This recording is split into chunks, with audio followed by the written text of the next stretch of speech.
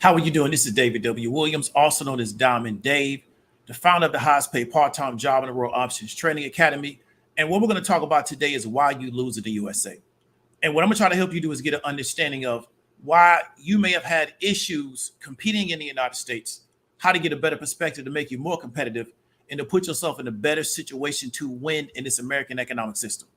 And if you're listening to this particular broadcast, let me know you can hear me. Let me know what part of the country that you're coming out of.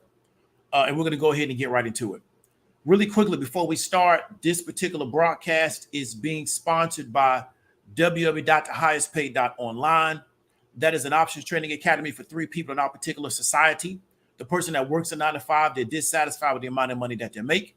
The person that is dissatisfied with the amount of time they have to take to make the money that they make. And the person that's dissatisfied with the fact that there's a cap on their income. So we've dealt with a lot of inflationary policy over the past 6 months to a year. And most people know at the top of the year how much money they're going to make. And then they just have to manage the situation around their income cap.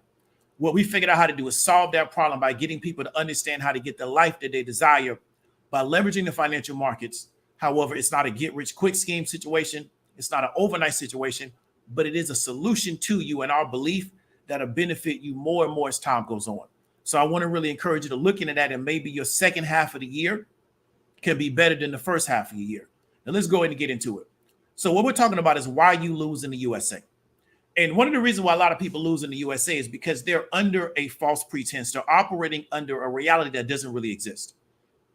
And on the YouTube, we often talk about it from the relationship standpoint. We often talk about it sometimes from the spiritual standpoint, but we really talk about it from the economic standpoint. And that's what we're going to talk about today. And it's my belief that one of the reasons why we struggle as a people in this particular environment is because we don't really understand the economic rules that exist. And we're often lied to and deceived about what the actual situation is. And because of how we've been socialized in this particular society, we seek out people that kind of tell us what we want to hear about the economic reality. And we don't understand that behind the scenes, they're doing something totally different than what they're saying to us about. Right? And that's what I want people to understand. And so we spend a lot of time looking for, let's say, for example, looking for the scam. And, so we get very scam motivated. However, the person that's telling you about the scam is partnered with other people to do exactly what they're telling you is a scam, right? The person on social media that's telling you that everybody selling the course is doing something wrong or incorrect, right? They're partnered with people that also sell courses. So they're only in opposition to people that are selling courses that are not part of their group. So they build a whole platform on denigrating course sellers while they hang around a bunch of people that also sell courses, right? One of the reasons why we struggle is because we don't really understand the economic reality, and we seek out people to tell us exactly what we want to hear about our situation to keep us motivated to not change anything about our situation or to play to our mediocrity, even though we think we're getting right and exact information. And so one of the ways in which I was able to become a lot more successful was when I really understood what was actually going on around me. And I didn't really entertain or fall into a lot of the narratives that I was being told because I understood that the situation really wasn't working that way. And so one of the things that we hear a lot from a lot of people that have a particular political ideology is this idea of free markets. And I've talked about this before, and I want you to really understand this. And so we hear this idea that I'm for small government, I'm for limited government, and all I really want is just free markets. And if the government can just participate in free markets, it can create a better environment for all of us. And I want you to understand that many of the people that are promoting this idea that the government should participate in free markets are actually conning you. It's not legitimate because they don't really want free markets, right? They really want things to stay the way they are because them and their group are winning. So if me and my group are winning, why would I want the government to change the rules? I would want the government to keep the rules so me and my group can continue to win. But if my assignment in my group is to go amongst the masses and to deceive them, to create disinformation, to create misinformation, to make sure they never really truly understand the game that they're actually in, so they can not ever become a competitive group of people, then I just execute on my assignment. So just like a person could be in the military, they get a mission.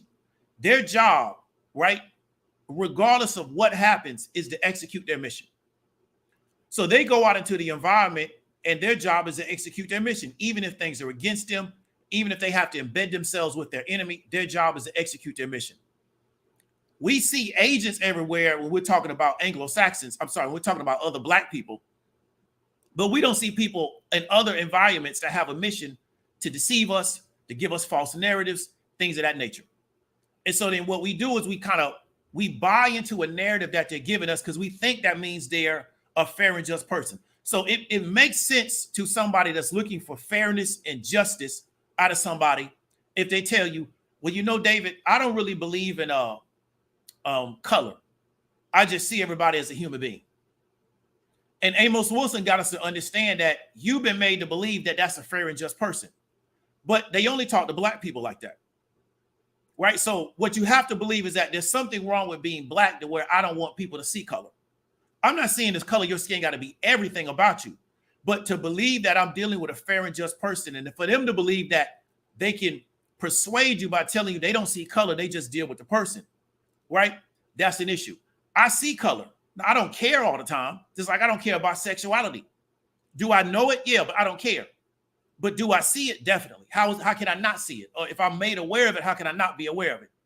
So to say that I don't see it means that something's wrong with it. And then for me to feel good about this person, I have to overlook it. I don't overlook it. I just don't care. It's the difference between the two. So the same thing, we start talking about economic situations. We're made to believe that I'm dealing with a person that believes in fairness and justice and equality and meritocracy if they just say, well, they believe in free markets, right? And then now you lower your guard and you start believing in their ideology. But in reality, their assignment is to deceive people, to create a false narrative because they don't believe in free markets, right? Because free markets mean that their group is not as competitive as it currently is because they have things slanted to their side. And that's what I want a lot of us to understand. We a lot of times miss the economic reality going on around us because we bought into a lot of narratives that are really based around making sure that we stay a non-competitive group, which was the goal from the gate when they first started bringing us here. Or if you believe it was already here when they forced your people into chattel slavery, was to take this group of people and make them economically uncompetitive. And they continue to create policies and programs to continue to do that because the goal is to make sure that this group of people stays economically uncompetitive. I don't mean individual people. I mean as groups. And so then we buy into this stuff. And so then we sit back and try to do something in the world. We're trying to carry so much weight on our shoulders because we're playing a game that nobody else is playing.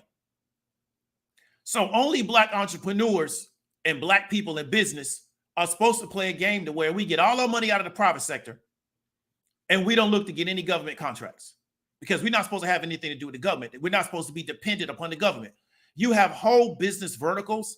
You have major corporations, Fortune 500 corporations. You have Fortune 200, Fortune 400 corporations driving millions of dollars to their balance sheet on a quarterly basis, where 50, 60% of their money comes through government contracts.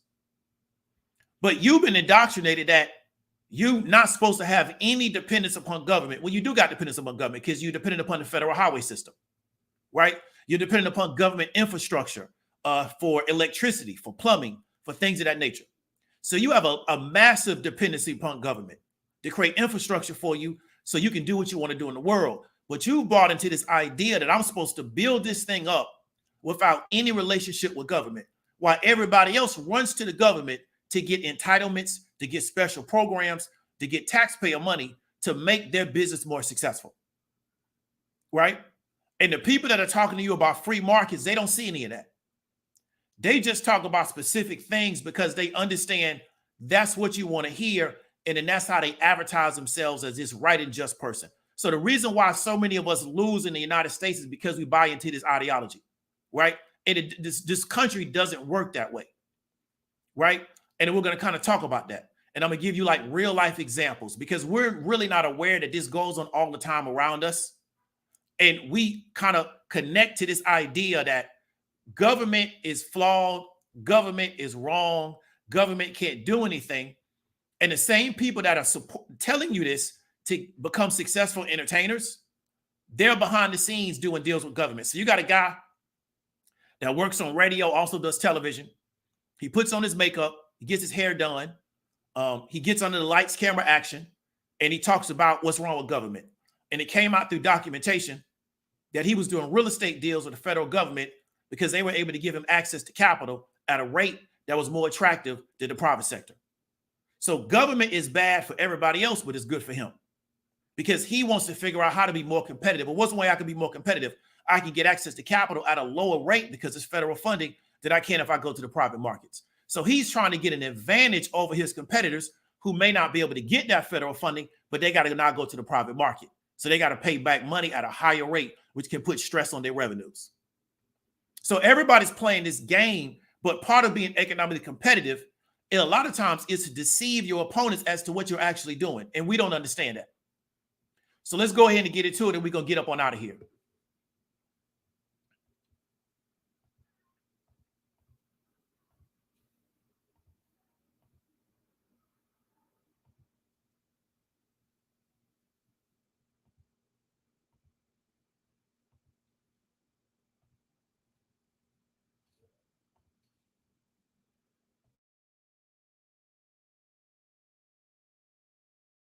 Always going to look the same, but other elements like price, revenue, and demand will differ depending on the market structure that the business operates in. Are there lots of producers or only a few? Is my product just like everyone else's or is it unique? The characteristics of a market will clue you in as to the type of market structure you're dealing with. Really, there's a continuum of market structures. Let's take a look. At one extreme, we have perfect competition. Well, if it's competitive, how many producers are we talking about? A lot. How many is a lot or a large number? Economists aren't really specific about this, but a large number of producers means that there are so many competitors that each one is too small to affect the market. In my mind, I tend to think of maybe 100 or more so that each competitor has 1% or less of the market. Since nothing you do affects the market, no one really cares what you do, and you're free to make decisions without worrying about how the competition will react. How else can I recognize a perfectly competitive market? Besides having a large number of sellers, each of those sellers will be producing exactly the same thing. In perfect competition, the product is identical or homogeneous or non-differentiated, no matter who produces it. One more characteristic, it's easy for firms to come and go from the industry. That is, there's free entry and exit. Think about it. This industry has lots of producers. Why? Because it's easy to get in and set up shop. In an industry like this, lots of producers all producing exactly the same thing, how much market power, where market power is defined as the ability to control the price, does an individual firm have? None. You have no ability to drive the price because 1, you're so small, and 2, everyone else produces exactly what you do. Time to think. What would happen if you tried to raise your price? Now let's take a look at the opposite extreme of the market structure spectrum. Instead of a huge number of producers, there's only one producer for the whole market, or a monopoly, the prefix mono meaning one. Furthermore, the monopolist's product is unique. There really are no substitutes for this product. Lastly, in a monopolistic industry, entry by other firms is nearly impossible due to the extremely high barriers to entry. We'll get into this more later, but a barrier to entry could be really high costs or legal protection like patents or copyrights. Given all these characteristics, only one producer, a unique product, and no one else can get into the industry to compete with you, how much market power, ability to control price, does the monopoly producer have? The monopolist has complete control over the price within the boundaries of what consumers are willing to pay. Are there other structures? Sure. In fact, most real-world industries will fall somewhere in the middle ground, not at the theoretical extremes of perfect competition or monopoly. Two of these mid-range structures are monopolistic competition and oligopoly. A monopolistically competitive structure is still competitive, so there's still a lot of producers. Given that there are lots of producers, we can assume that entry into the industry is easy. Unlike perfect competition, however, the products are not exactly the same. Highly similar, yes. Highly substitutable, yes, but not identical. Think about, toothbrushes. You go to the store and there are toothbrushes with square heads, diamond heads, rubber grip handles, bi-level bristles, toothbrushes that play music, toothbrushes that glow in the dark, even with color indicators that tell you when to buy a new toothbrush.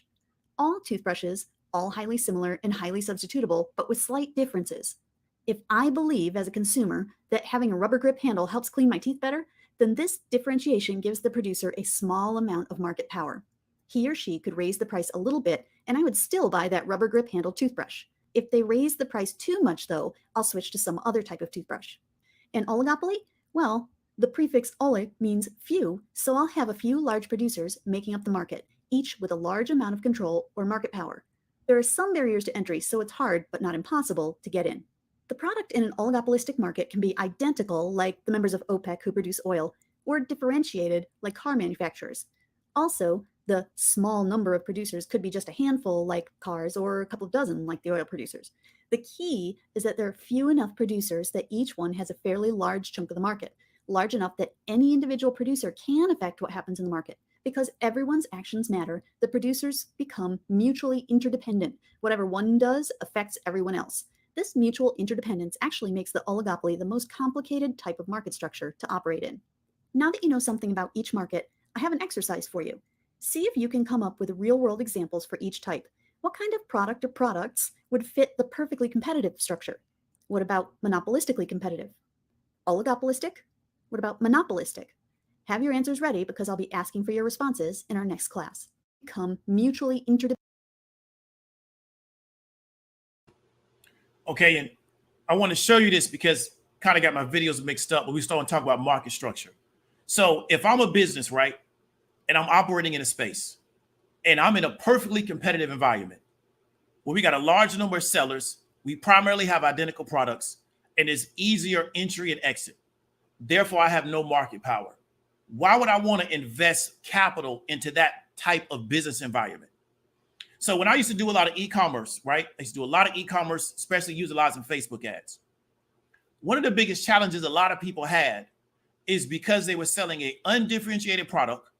It's very easy for somebody to go get a Shopify account, set it up, start running Facebook ads, easy to get products from Alibaba, from China, start running those ads to those particular products, and now you got an e-commerce play. Anybody can do it. You can do it in, literally, I could set up a store when I was really into that type of stuff. I could set up a store in a day, right? Because I'm doing drop shipping, so I don't even need the physical product. The challenge with that is that everybody was doing it, right? Everybody was selling the same product. Anybody could do it. Didn't take a large amount of capital to do it. Therefore, I didn't have any market power.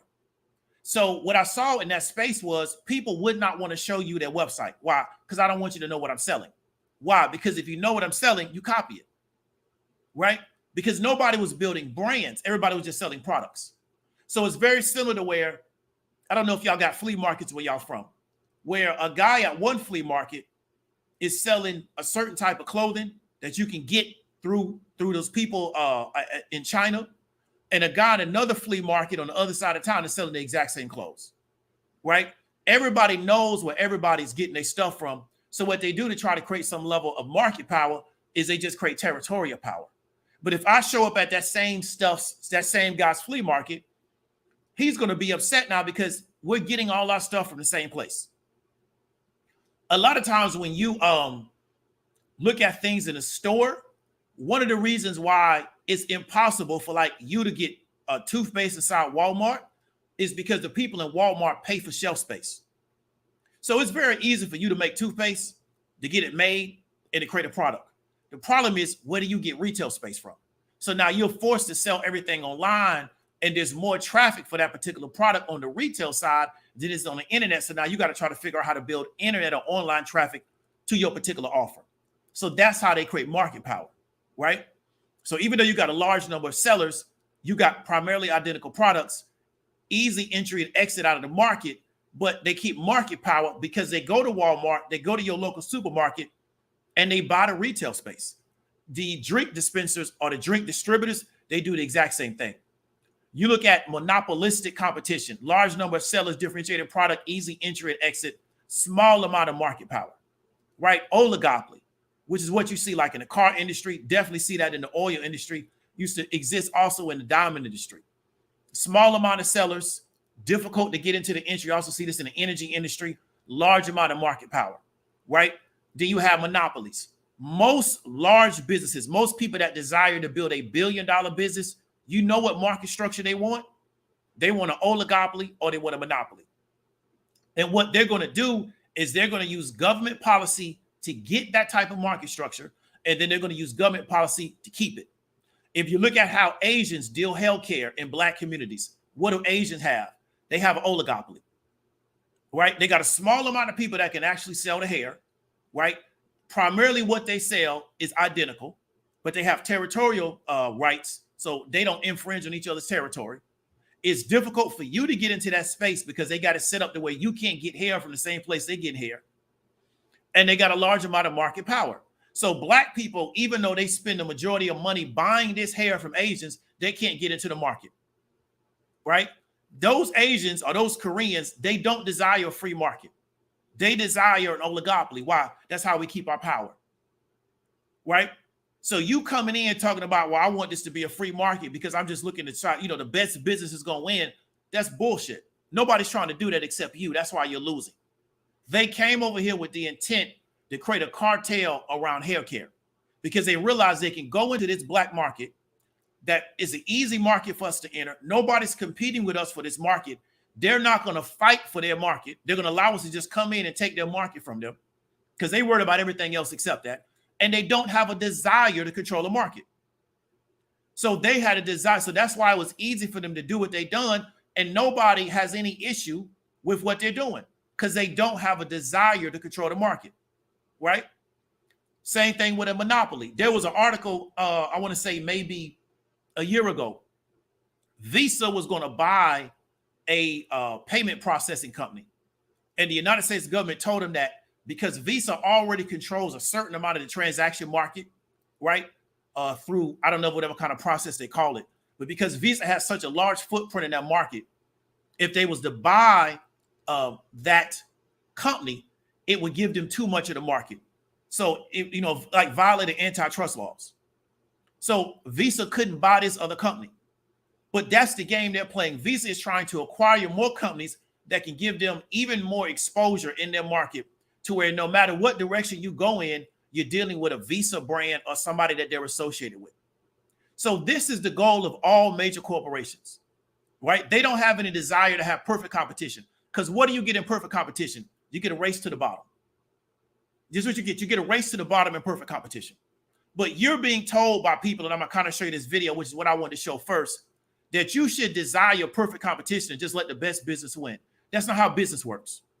People in business are looking for advantages all the time, right? So the advantage was I got a bunch of people that the government has made it legal for me to steal their labor, right? For me to steal their labor.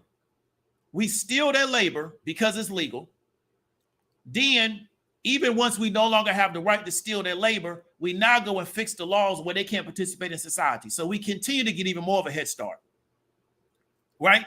Then we turn around and tell them, well, we should just go for perfect competition in business after they have oligopolies and monopolies, right? Now what I'm supposed to advocate for is perfect competition in business. No, I want an advantage like y'all had one. And so that's what people got to understand is that this system of America was never about perfect competition. It never was. The United States government seized land from Native Americans, disenfranchised them, really tried to wipe a lot of them out, right? Try to wipe out their culture. Then now says, okay, y'all can do casino businesses and y'all don't have to pay taxes. Okay, cool. Y'all can sell cigarettes, you ain't got to pay tax. But you know what? They still got the land. When the casinos are gone or the casinos are up in space, you know what? The land's still going to be here. The minerals and the resources in the land still going to be here. So they got the better end of that deal. So even though Native Americans can open up a casino, they can make money. That's cool. I'm happy for them. But there's no replacement for the land that was taken from them. So I'm in the Texas area now. Large amounts of this area, Texas, was controlled by the Comanche and the Apache. They never going to get control of this land again. Why? Because of the energy on this land. So the federal government has control of this land. The majority of energy that is on this in the United States of America is owned by federal government. You got to get a lease to extract it, right? But Native Americans can open up businesses. Now, we don't have the entitlements that Native Americans have, right? I have to pay taxes. I don't get to waive my sales taxes on my products that I sell. But I have to get you to understand this system that we're living in was never designed to be perfect competition. And these people that are arguing to you that you should just go for perfect competition, they don't want perfect competition. They want an advantage, and they're looking to make you economically non-competitive by getting you to pursue perfect competition. Free markets is just as bad as the idea of social justice. Why are they both bad ideas? Because they're not based on economic reality. You spending your time trying to get social justice with no economic power is just as bad as you engaging in an idea of I want all the markets to just be free, right? It don't even make any sense. And it's not an economic reality. And those people that are advertising this to you, that's not what they're doing. They're trying to figure out how to get advantages in this society, utilizing lobbying, utilizing government set-asides, utilizing government programs, and telling you that you should just be about fairness and meritocracy across the board, which makes you non-competitive, right? So let's go into this other video, which I wanted to start with first to get you to understand that this guy's assignment is to promote this narrative that he's all about everything being free and meritocracy, yada, yada, yada, while his group gets government set-asides. But see, he don't want to talk about that. So he's a member of a group that gets government set-asides, that gets advantages from the government, that gets programs specified for his group, right, that provides financing to different situations. But he's talking about he wants all free markets. No, he don't. He wants the situation to stay the way it is so other groups can stay non-competitive and his group can stay competitive. So let's go ahead and get into that.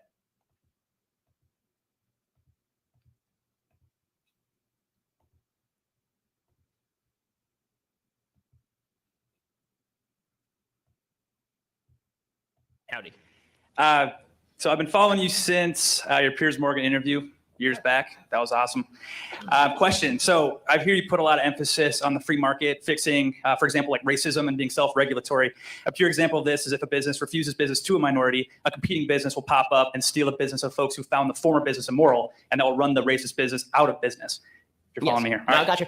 All right, so with a country so large as the United States, couldn't there still be enough niche market to keep the original business afloat? If there is enough of a niche market to keep it afloat, does the government have the responsibility to make it illegal to refuse service based on the color of someone's skin? Or do you see that as government overreach setting bad precedent? So I think that there's certainly niche markets for racism. I mean, there's still people who sell racist crap online and do just fine with it. But the question is, are these people who are going to thrive? And also, are we willing to sacrifice your right to freedom of association in order to crack down on a few bad actors? And this is always the question when it comes to rights. It's the same question with gun rights. Are we willing to crack down on hundreds of millions of, on 100 million gun owners in the United States in order to get the few bad actors? Are we willing to crack down on freedom of association for hundreds of millions of people in order so that we get a few bad actors, particularly when the market prevents these people from becoming wildly successful? They are punished by the market because if you're a racist, you can only cater to that niche as opposed to being able to cater to a broader possible audience. The best example of integration, by the way, through the free market is Woolworths, the Woolworths counter, which was boycotted in 1960 before the Civil Rights Act by a bunch of black students who walked in and they said that they wanted to be served. And the restaurant said, well, by local law, we cannot serve you. And they said, well, we're just going to sit here until you do. And pretty soon the entire Woolworths chain changed its segregation policy. And that's because there were a bunch of people who said, we're not going to shop there anymore. Right? Montgomery bus boycott is another example of this sort of stuff working. I think that is effective. I think it's actually more effective now than it was then, because then you're at least bound by location, right? What if there was no competing business that could find a place to rent across the street? Now everything's online. So you can get anything online. Now, all these people who are walking into Christian bakers and demanding that they serve their same-sex wedding. First of all, if you can't find a gay baker in the United States, I don't know where you live. But second of all, there are lots of cake-making companies that you can go online and just buy a cake from them. And if that Christian is willing to lose the business, well, then the Christian's willing to lose the business. It seems to me that's a much better cure for the problem of supposed discrimination than saying that we are going as a government to regulate who you can and cannot serve as a client. As I pointed this out to Jimmy Kimmel, who was doing this, one of my favorite punching bags. Jimmy Kimmel was saying this about exactly this case with the gay bakers. And I said, well, Jimmy, I would like for you to write me a comedy routine about the nastiness and horrors of Hillary Clinton and Barack Obama. And I demand you do so right now. Right? This is your skill set. How dare you deny me service? Just because I'm a conservative, you're going to deny me service? That's discrimination. How could you do such a thing? The same principle that allows Jimmy Kimmel to refuse me service allows the Christian couple to refuse to serve the same-sex wedding. And I'm pretty extreme when it comes to the freedom of association. I think that you should be able to reject anybody from your business you want to, even if you're a piece of crap and you reject people you really shouldn't. Okay, so it sounds good when you frame it from a racist standpoint. So we want free markets, and then we frame it from an idea of it's about freedom of association, and it's about racism. And this idea that, well, if a business is racist and it has racist policies or discriminatory policies, people won't do business with them, and then therefore they're going to be subjugated to a niche market. The challenge is that how do people know that they engage in racist policies? And the question is, when businesses were doing this, people weren't shunning them because they was engaged in racist policies. It took the law to change to where they can no longer engage in those policies. But what they do is they frame free markets around this racist narrative, right? What they don't do is frame free markets around a narrative that businesses in America are successful because they have government, right, that participates in their business. Now, not all businesses, but a lot of really successful businesses, what they do is they go to government and they get legislation or they get rules created so their business now can become successful. And then what it does is it excludes other business. Does it mean that certain businesses have advantages? Yes, but they've always had advantages. There's never been a time in the country where this was an even playing field. This has never existed. And people got to realize that. Like, we live in a country that took other people and stole their labor to build the country, right? And it has never created a program to create any type of economic redress or economic, I don't know what you want to call it, to get those people back what they stole from them, right? And the narrative is that, well, this group of people, they're so irresponsible, they're so out of it mentally that if you give it to them, right, they'll waste it, right? So then that's their narrative to not do it, right? And so, and this is the issue. This was never a meritocracy. It's never going to be one either. And therefore, if you as a person involved in business, if your attitude is that, well, I want to operate in a space where the markets are free and, I just can do business with whoever I want to do, and I don't want the government to impose any rules on my business. It doesn't work that way in America. And what it does is it makes you economically non-competitive because everybody else understands the game has actually been playing. Their job is to put people out in the world to get you to believe something's true that's not true. And their job is to get you to believe that if you have an advantage economically because of a government policy, you're somewhat deficient or you should be embarrassed about it, but they're not embarrassed about it, right? So we have you got to pay taxes. It's pretty much not, people say, well, you don't have to pay taxes, but when people show up at your house with a gun and take you to jail because you didn't pay taxes, you're not going to be able to find any of those people that told you not to pay taxes, right? I just found out last night that Peter Schiff's father died in federal prison because he wasn't paying taxes. I didn't even know that. I just found it out last night. He died in the Fed because he wouldn't pay taxes. So Peter Schiff and his family couldn't do nothing about the fact that the United States government came and took his father to jail. So you can argue that you shouldn't pay taxes, but when the people come to take you to jail, you can't argue that you're not going to go to jail because you're going to jail, right? Or else they're going to kill you, one of the two. So you got to realize is that you're in this ideological battle over how the world really doesn't work. And then you engage in these ideological battles, and then what they do behind the scenes is they continue to entrench their power. I'm not embarrassed if they say, David, you know what? Because you're a Black entrepreneur, we're going to create a government program so you get an advantage over other people. Why? Because that's how the game is played. My group was just able to successfully lobby to get the advantage. That's how the game is played. It's how the game has always been played. But what I'm supposed to do is feel bad about it while everybody else is getting that same advantage, right? And so that's the game that they play on you because they're getting the advantage while telling you you shouldn't want to get it. Why? Because there's only so many resources inside the United States. So United States has a set amount of resources. The goal is for your group to get access to the majority of resources that you can get access to. The goal of your group is not to worry about other groups. They get charity after you and your group are good. The goal is to take your group and to make them believe that they shouldn't go and get the resources, that they should just take the charity. Or to tell them that, well, you know what? If you just change this or just change this, you can be successful without understanding is that we're competing for resources. It don't matter what you change until you start producing people that want to fight for resources. It don't matter what you change. It don't matter how, it does not, until you produce people that want to go fight for resources, it don't matter what you change about your group. And so that's what you have to understand. So the goal of these other groups is to make us to believe that we're not fighting for resources, even though we are. Or that free markets are going to substitute fighting for resources, right? Or social justice is going to substitute for fighting for resources. Because they don't want you fighting for resources because what? That's less resources go to their group. So Shapiro's a member of a group. A government resources go to support a state in the Middle East. Those are government resources. He don't ever want to cut that off. He want to keep that going, right? So we're being taxed under force of going to prison to support a nation in the Middle East that gets our tax dollars, right? I'm not making a decision to do that. I'm being coerced under threat of violence to do that. He don't have an issue with that, right? But he's going to tell you he likes free markets. So you got to realize that you're being communicated and you're being programmed to be non-competitive in this economy, right? And so what we're going to do now is go back through market structures and also go through a group inside the United States that lobbies to the government to make sure that they have a good business environment, right? Because the most important thing for businesses is that the government creates a good environment for them to do business so they can build a better business. It's not to involve, nobody wants a competitive marketplace. Why? Because it becomes a race to the bottom. You just keep compressing more and more revenue. You want an advantage over your competitors. And if you got to go to government to get it, that's cool, because you still want the advantage. We're the only group of people that's supposed to feel bad that we got an advantage that's given to us by government. Nobody else feel bad about that.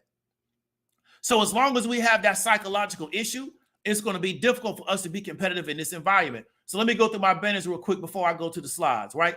One, why do you believe in economic fairness? Who told you that? Do you understand what country you live in? Why do you believe in economic fairness?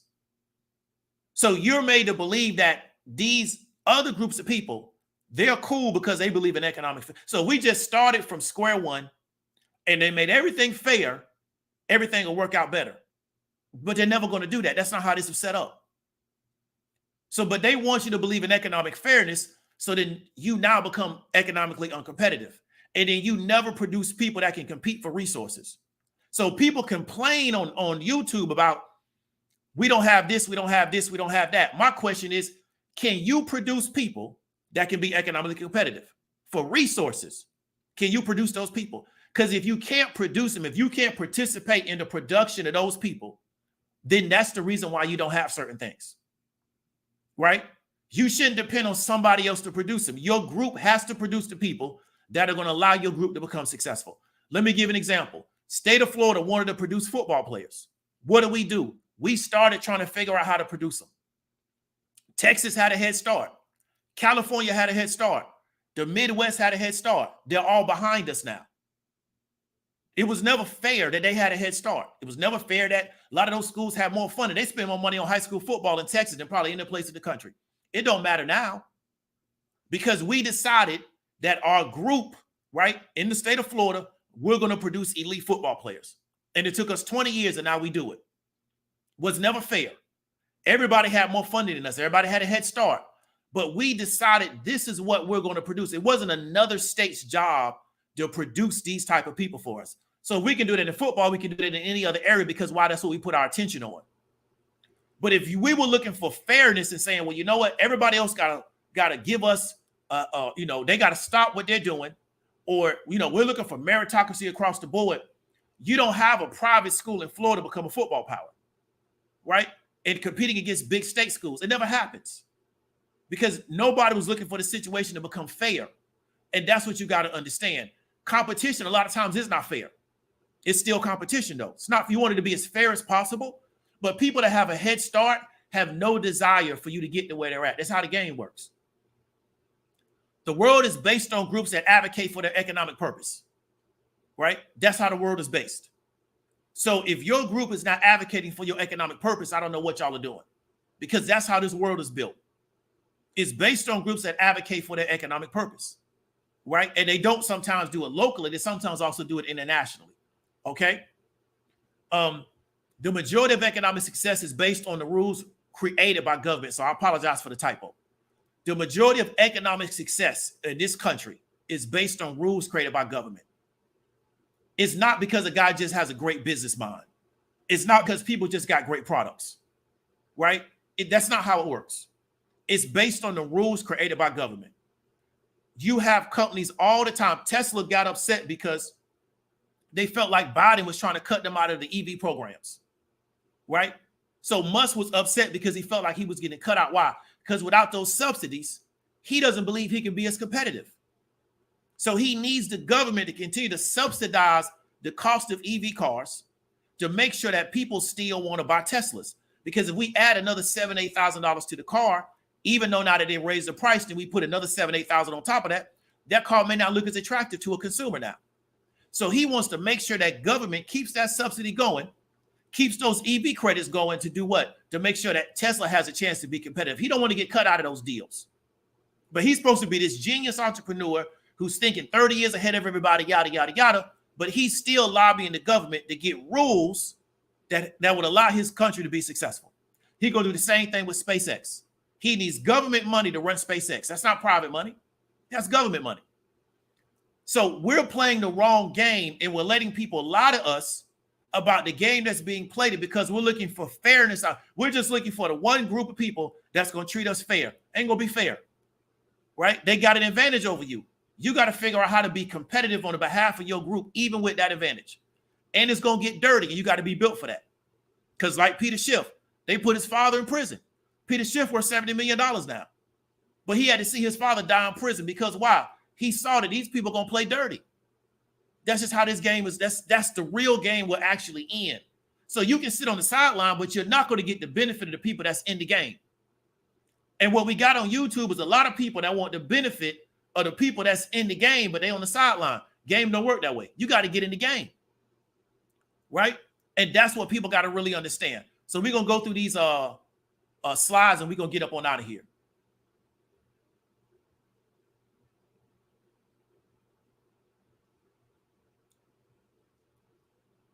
Okay, market structure real quick, right? Market structure, perfect competition. Nobody wants to be in perfect competition. Why? Race to the bottom. Everybody can come into your market, no incentive for innovation, no product differentiation, and you have lack of price influence. You don't get pricing power. Monopolistic competition, right? You have some differentiation, but those companies that have the differentiation, they pretty much control everything, right? Oligopoly. You see that with OPEC. Some people talked about in the chip space.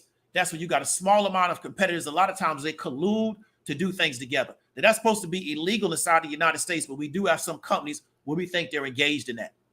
Then you got monopolies, right? These are also supposed to be illegal inside the United States, but we had monopolies before. So we get things like a company will sell at a loss to drive all their competitors out of the market.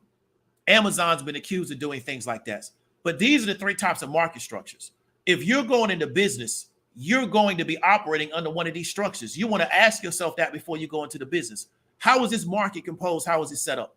Because if it's a perfectly competitive market and you can't figure out how to get a advantage over your competitors, it can be very difficult for you to be profitable. You may drive a lot of revenue, but it's not going to be in a lot of profit, right? So what can you do? One of the things that we've learned as marketers in a really competitive environment is to get advantages through marketing, right? Through unique mechanisms, through USPs, things of that nature. But the average person don't know how to do that. So they go into marketplaces where things are really perfect competitions, very, very small margins, and then they can't figure out how to get any kind of advantage. You see a lot of this in the grocery space. That's why grocers are so regional, because the margins on grocery are so thin. They don't want to go into other people's areas unless they're a big, big retailer like Walmart. But for years, grocery was very much regional because the margins on grocery are very thin. It's almost a perfectly competitive environment. Now what we're going to talk about is the fact that you have groups that lobby to the United States to get advantages in the marketplace. So let me show you what I'm talking about. So NCBA, which is the National Cattlemen's Beef Association, right,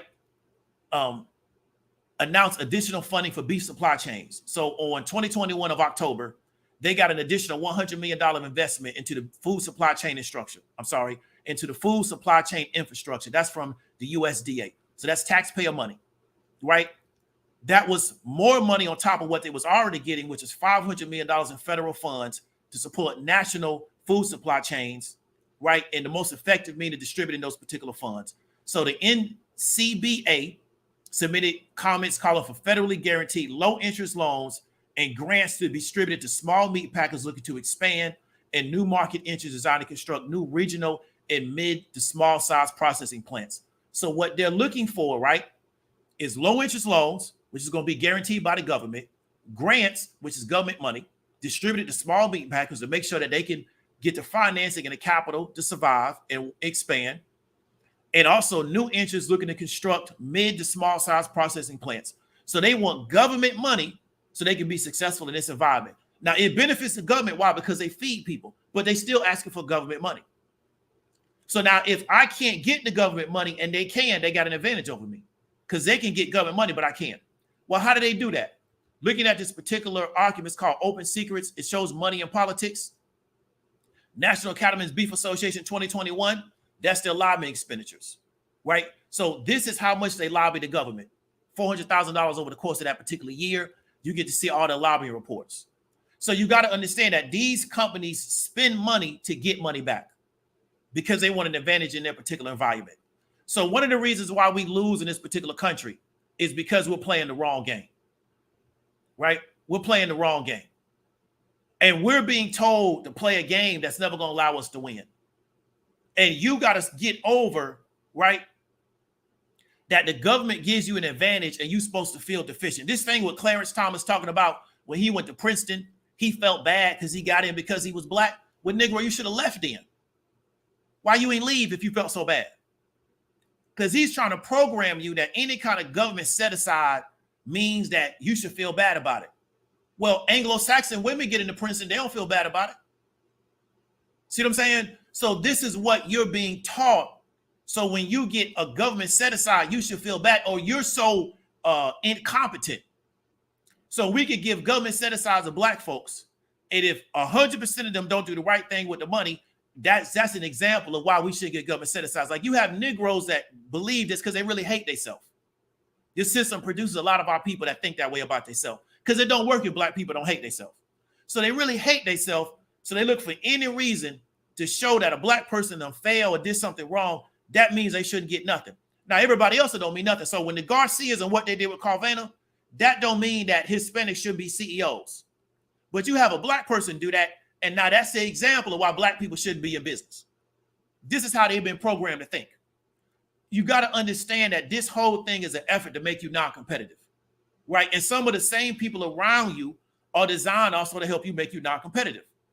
And that's how this system works.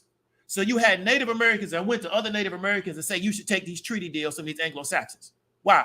Because for some reason they thought that was a good situation. Really, it was a bad deal. So we got people that go to us and say, well, you know what? You should seek to be non-competitive in this environment. Or they looking to protect their position. And they know if more of us become competitive, they lose their position. So you got to understand how this game is played. So the reason why we lose is because of these particular situations. So we're going to show this video by Peter Thiel. We're going to go through the questions, and we're going to go get up on out of here because I got to hit this gym before it get too late.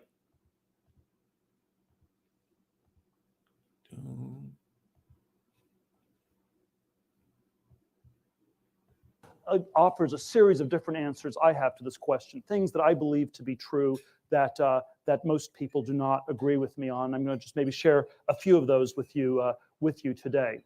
The first one, this is perhaps sort of the major thematic one, is takes as a point of departure this idea of uniqueness. Because if you have a unique business that does something nobody else is doing, you have something that is a monopoly, at least for a while. And my claim is that everybody who is a founder, an entrepreneur, an investor, an early employee in these companies, you always want to aim for monopoly. And that is what you would want to aim for on the inside. We can have a discussion about what kinds of monopolies are good or bad for society at large, but on the inside, that is what you always want to aim for. You don't want to have crazy competition. And so I think that there's sort of a conventional view that capitalism and competition are synonyms, and I believe the opposite is true. I believe capitalism and competition are antonyms. I believe a capitalist is someone who's in the business of accumulating capital. A world of perfect competition is a world where all the profits are competed away. If you just love competition, if you want to compete like crazy, you should just open a restaurant in San Francisco. I was actually talked into doing this once. It was one of the worst ideas ever, and you will get lots of crazy competition, but you're very unlikely to make any money because it's going to be completely undifferentiated. And then sort of the paradigm I give of a successful monopoly business in Silicon Valley is Google, where it definitively distanced itself from all the competition back in 2002, Yahoo, Microsoft in particular, and it's been making enormous amounts of money ever since. Okay, and that's Peter Thiel. He did like a book run, I want to say 3-4 years ago, where he talked about this particular issue. I think Peter Thiel is going to be the first openly gay vice president candidate inside the United States. A lot of people are not going to be ready for that, but I think it's something they're going to have to deal with. But he's talking about that, and just like GC said, and really quickly, most billionaires are going to tell you this in public, 100% correct. And it's the reason why he don't get platformed to promote this particular message, because he's supposed to be promoting the message that a lot of billionaires are promoting, is that I'm just this brilliant guy and everything in America is fair if you just do it the right way. And, you just play things the right way and you just make all the right decisions, everything will work out. he's telling you that our goal is to get a monopoly. Like, that's our goal. And he didn't say that we get a monopoly because we got the best product, or we get a monopoly because we're just smarter than everybody.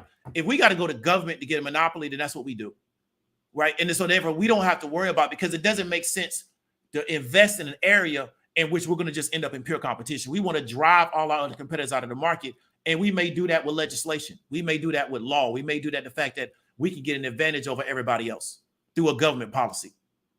And that's what people got to understand. And so the reason why we lose in the USA is, one, we don't understand the game that's being played. Two, we don't know how to produce people that are going to play that game. Because one, we don't really want to play that game. Not really. We want the benefit of somebody else playing it and giving it to us. But we don't want to be involved in this game. Right? And so we got to really understand that. Okay, this is a game in which you're competing for resources, in which people are going to get very cutthroat about resources because they're worried about the longevity of their group, right? And it's not always based on skin color, but you got to understand that. And so if we keep believing that one day we're going to just find the people that will just do everything right and exact, whether because of their faith or because of their political ideology, everything's going to just turn into this meritocracy. We don't understand how this game is being played inside the United States. That's never what this was. It's never what this is going to be. Right? The capital from our ancestors is still in this economy. You can't get access to most of it, but it's still here. It's still moving through this economy. You can't get access to hardly any of it, but it was created by your ancestors. So you got to understand that this whole thing was set up from the gate to never be fair, right, to a lot of people. That's just how it was. So you got to go out here and figure out how to get what you want to get out of the situation, but it's not going to be fair, right?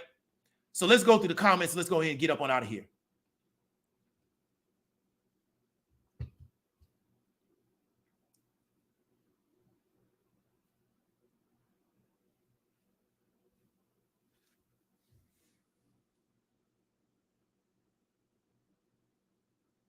Yeah, definitely, Katrina. And that's the issue. But the thing is that if you got into college because of that, well, white women get into college because they white women and they women, and nobody says nothing to them.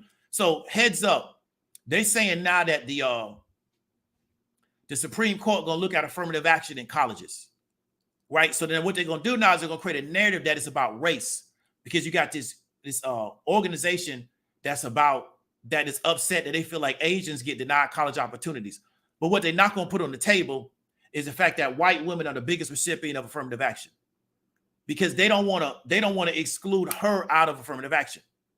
So they're going to make affirmative action a race-based situation, but really the biggest recipient of it is the white woman, but they don't want to exclude her because what? The white woman is primarily married to the white man, which means what? The white family gets benefit from these policies. So we're going to frame this as a situation of race, but what we're not going to talk about is sex, right? Biological sex and race. Because then we're going to start excluding that white woman. So that's what I'm saying, is that they still want to get that set aside. They just want to deny it from certain people. And that's how this game is played, right? That's really how this game is played. So they supposedly going to look at that next.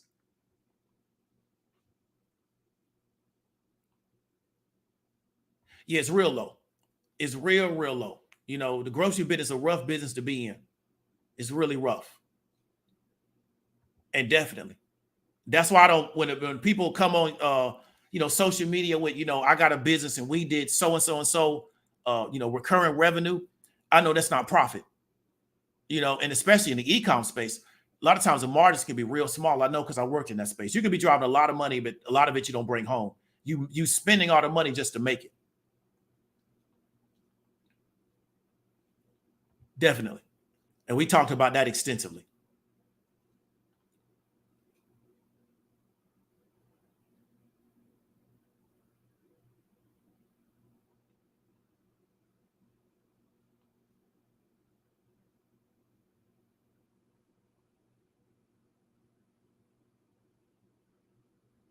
Yeah, that's what I tell people, but they don't want to hear that. And what they're going to do is they're going to get black people to defend affirmative action when they don't get the most benefit from it, because they frame it by race, but really it's white women. But they're going to get black people on the left to defend affirmative action. In reality, they get the least amount of benefit from it, because we don't get affirmative action. It goes to white women, right? And they backdoor their way into affirmative action, even though we fought for it.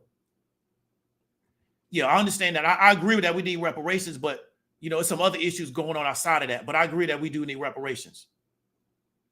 But we got people that don't even understand how much money is in this economy. That's why it's difficult for them to even perceive they should get reparations. They don't even understand how much money exists.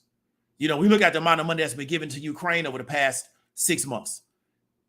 They're going to do so. The question is, what are they going to do with the money? So you got Negroes making YouTube videos about what black people to get reparations. Here's what they would do with the money, but they're not going to make a video about what are the Ukrainians going to do with the money? A place known for rampant corruption. They're never going to do a video on that because they can't trigger black people with that. So that's why I tell us we got to watch, because we got a lot of people in our environment, and I don't know who sent these people, but they don't really want to see us become a competitive group. They want to keep things the status quo because they in a position, but they don't want to see nobody else get there, right? It's so much money out here. It don't matter how many people I show how to get money, because it's so much money, it won't matter, because I know how big the market cap is. But to me, I'm looking at the number. It's not about social status, because I'm not here for clout. That's the difference between me and a lot of folks. They trying to get clouted by any means necessary.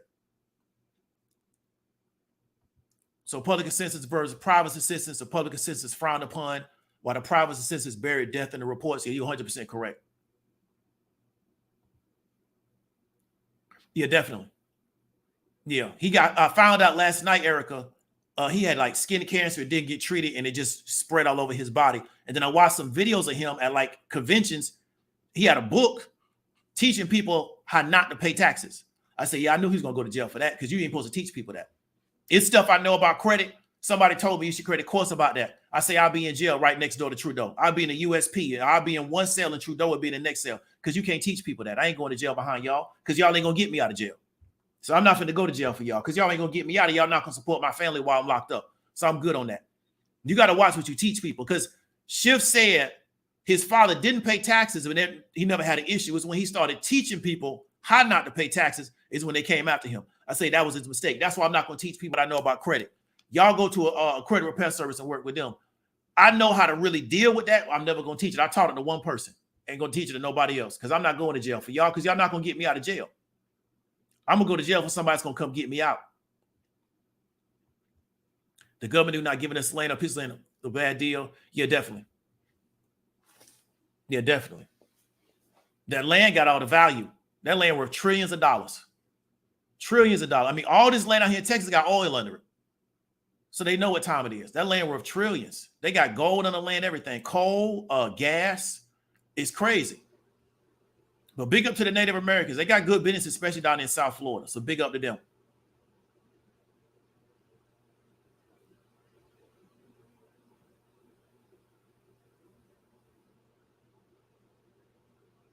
Yeah, facts. They do that with those the hair care. People be in the store beating them up and choking them out. And the very next day they go right back in there. It's crazy. I mean, it's just crazy. People in the store, wrestling with you, putting you in figure four leg locks, and the very next day you go right back in there. So it is what it is. Okay, so this is what A&T is doing. They bought all the contracts for apartments in Central Texas. Plus they bought Dish Network. I remember they bought Dish Network. Yeah, that's how I go. Yep, that's how I go. And it's supposed to be deregulating communications, but I guess that didn't work the way they said it was going to work. So a semiconductor makers, another oligarch. I think they are. I would say they are. I could be incorrect, but I would say they are. And it's a very high barrier to entry in that space, because it's almost impossible to make chips. The money you got to spend up front, and the money they're spending now just to build capacity to build chips, most people never going to have that kind of money, or will never be able to get finance for that. So let's give an example of another oligopoly, the NFL. The kind of money that you need to participate in the NFL is ridiculous, because every team's worth over $1 billion. Then the stadium costs us another $1 billion. So, it's almost impossible. I think they're licensed as a nonprofit. I think that's their tax structure. I don't know how they did that, but they did it. Yeah, you know who it is, Sean Hannity. Got that government program for that land. Now, he gonna get on TV, tell you not to deal with the government, but he gonna show deal with them, get that money, get that good rate. And I'm not mad at him. That's business.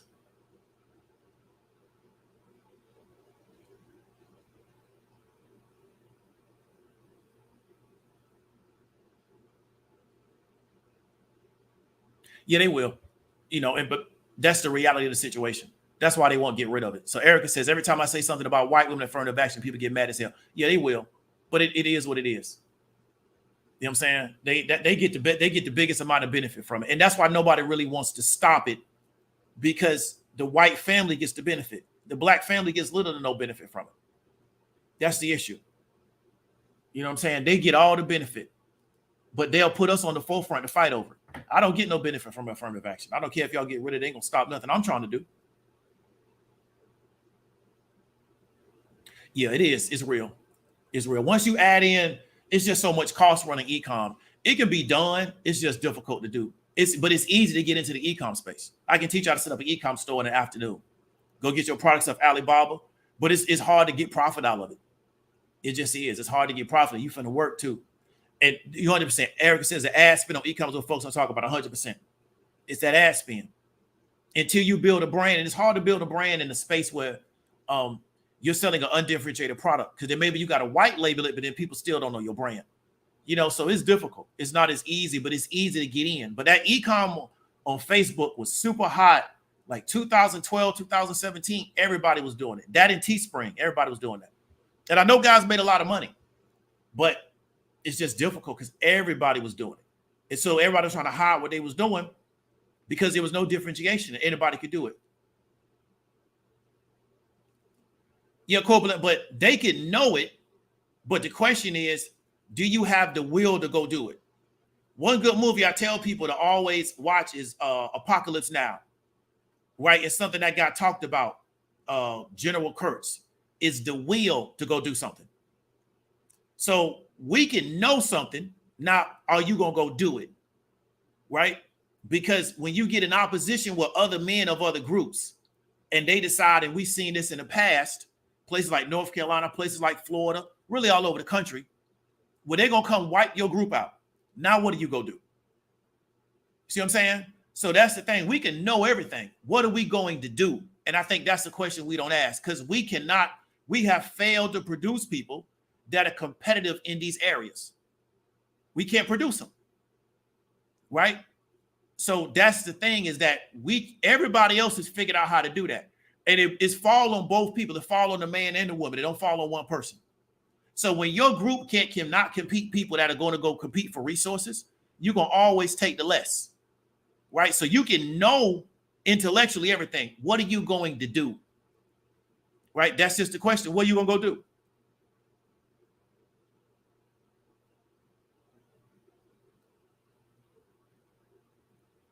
Now, I don't want to get you in trouble, bro. And I don't want to get myself in trouble. So if you got one, I tell you to run it. But when the guy told it to, I say, you got to be willing to deal with their scare tactics, because they're going to try to scare you because they know most people scared of them. And if you can withstand that, you can get through the situation. But people don't understand how that system really works. Let me explain something to you. If I was ever to become really, really successful, like let's say I get like up 30, 40 million, I would form a group and I would attack the whole credit system in this country, because it's the worst system in the world. It keeps people poor. I've never seen nothing like this in the world. That's how I know this ain't no free market, because the stuff they do between the credit reporting, these data furnishing agencies, and these debt collectors, they destroy people's lives. And nobody does anything about it. They just now starting to deal with it. I think top of the year, medical debt under $1,000 is going to be waived, because they worried about the rules being changed. That's what I'm saying. They're worried about the federal government, the Biden administration changing rules. So they're going to try to do some things to make it look good. But if I was to get up $30, $40 million, I'd give me some lawyers, and man, I would just sue these people every day of the week, because the stuff they do is terrible, bro. It should be illegal, but it's not.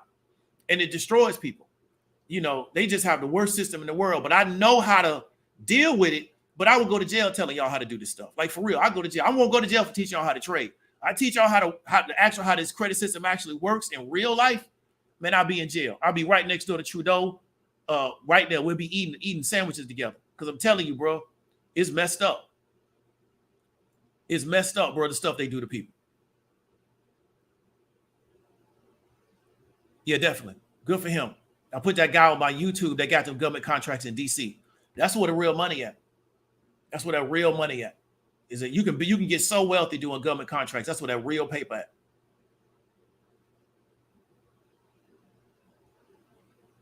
So that boy Robin, I would tell you to rewatch the video and ask yourself, right, what advantages do you have in the marketplace? So I would encourage you to rewatch the video and ask yourself those questions.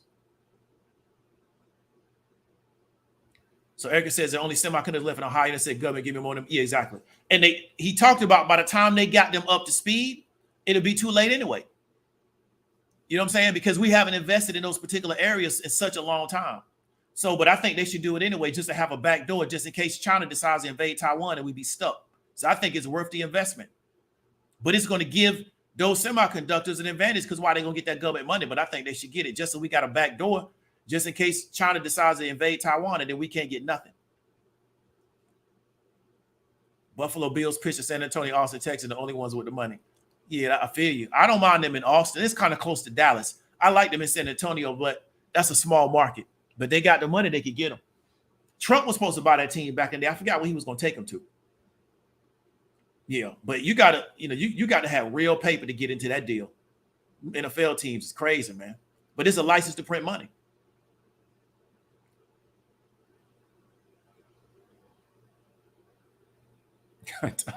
So Erica said, Elon gets you mad credit cards and loans. The dude got so fast at the computer. Like, I believe that. Erica, I used to be waking up at 3 o'clock in the morning to look at ads. Real, I know. I used to be waking up at 3 o'clock in the morning to look at ads. It's crazy. It'll become your life. You're trying to figure out what products is working, what products is not working, and what ads is working, because you got so many creators you're trying to roll out. What Facebook needs, and some people have built some programs for it, it needs more automation in their advertising platform. And some people have built platforms for it, but Facebook real funny about people allowing people to access their API. They're real funny about that. Yeah, I know. I used to wake up at 3 o'clock in the morning and start looking at ads.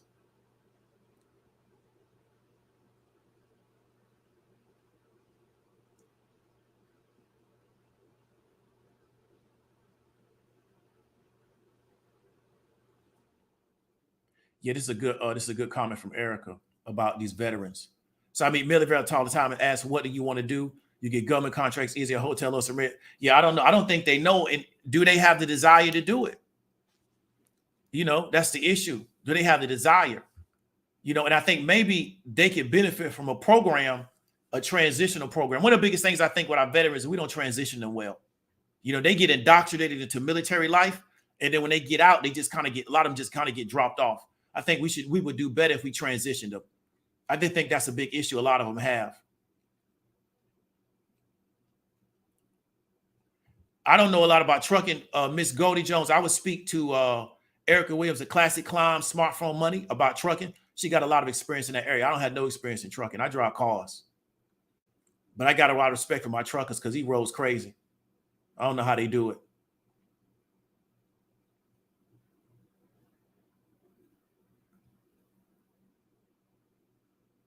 Yeah, Kevin, you got 52 billion out the book sales and infomercials. Yeah, and I like infomercials. You know what I'm saying? He's still locked up.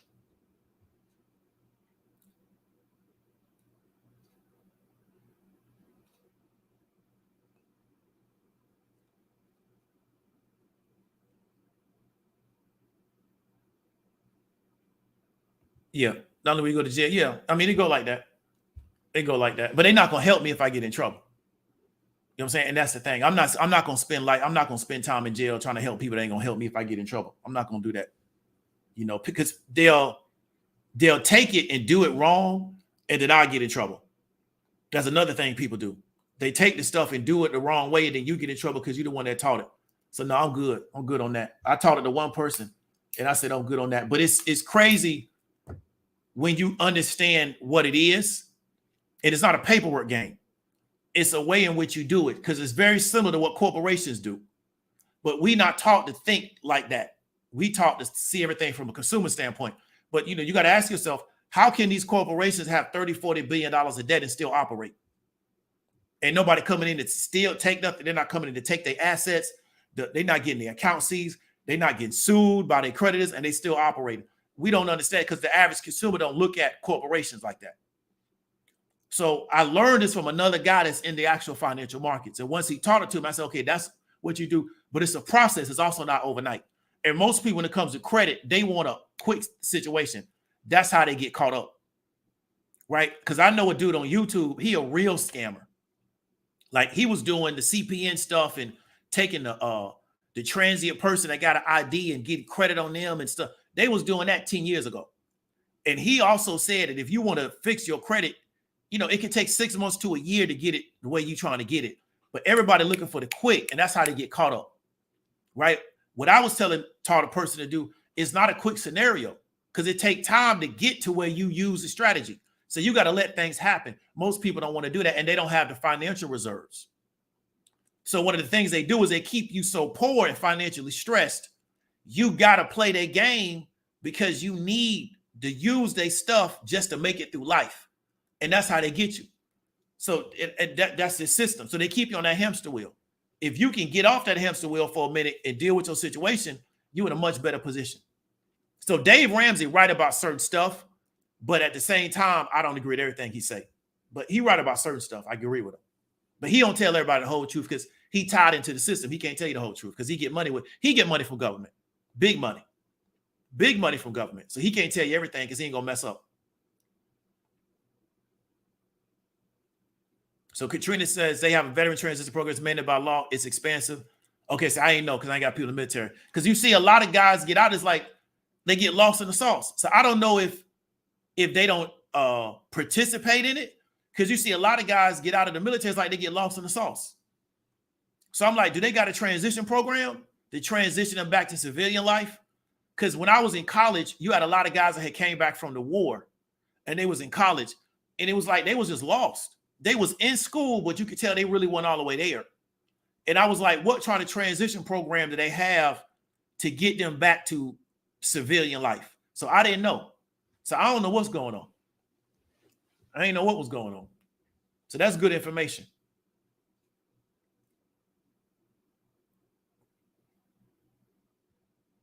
Wait, it's people all over the world, bro.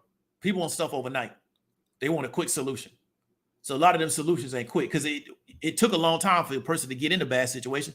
So it's going to take some time to get out, but they want it quick. So what I taught to do, it's going to take a minute, but you can solve it. But you got to really play a waiting game. A lot of people don't want to do that. They want it to be over because they trying to buy something. That's the mistake they're making, right? I didn't teach people how to fix credit to go buy something, turn right around and buy something with new credit. I don't teach that. I teach you to get them people off your back. You know what I'm saying? But everybody different. Educate you, definitely. Yeah, I heard they got a deal with, I think it's maybe the state of Tennessee, to where if you file for bankruptcy, you got to take his debt program. So it's integrated in their bankruptcy services. So I heard that it might be the state of Tennessee, to where if you file bankruptcy in the state of Tennessee, I think it's Tennessee because he got that Tennessee helmet on his show. You got to take his, I think he got a program for bankruptcy or credit repair or something. It's integrated in the state bankruptcy program. So I think maybe if you file chapters, I don't know which one personal bankruptcy is. So he tied in. So he's not going to tell you everything because he tied in the government.